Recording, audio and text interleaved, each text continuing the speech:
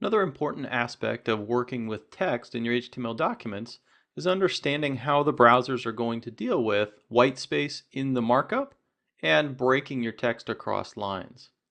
Now, generally, browsers are going to ignore white space in your documents, in your block elements, and in your inline elements. So even if you have 10 spaces between a word, it's going to show up as a space. If you have 10 line breaks in your markup between your H1 and your H2, they're still going to show up one right after the other. You're not going to see those carriage returns in the source marked up. What if you do care about the white space though? What if you have a poem that you want to use, or you've got some other kind of text that you want to actually format with white space? Whether that's things like indentations or extra space between items, you can use the pre element or pre-formatted text. When browsers see the pre element, they will respect the white space that's inside that content or that text that you contain within the pre. We also have the notion of the break tag, the BR, which gives you an explicit line break. So if you have some text or some elements that are in line and would normally flow across, and you want those things to break apart, you actually want a line break, you can explicitly use the break element to ask the browser to put a line break in there.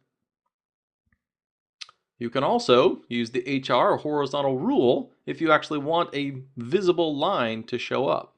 Now, this was all trendy back when HTML first came about.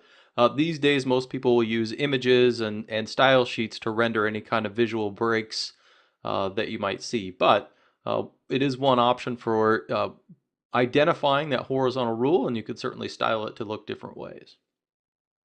And the final item are character entities. So these are representations that you put in your markup. They use this syntax of the ampersand, some characters, and a semicolon.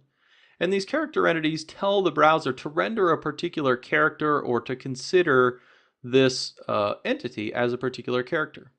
Popular one is the non-breaking space.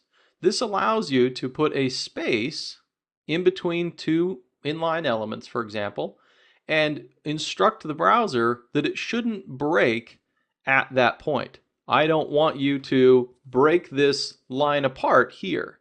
So if you're wrapping text, if you're wrapping elements around because the window is smaller or larger, then don't do that breaking here. Keep these two elements together.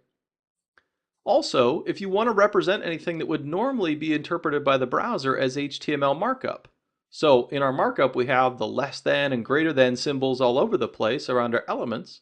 So if you actually want to show a less than sign, then you need to use the ampersand LT semicolon or the less than character entity.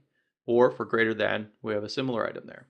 So you use these character entities in order to render characters that would normally be interpreted as markup.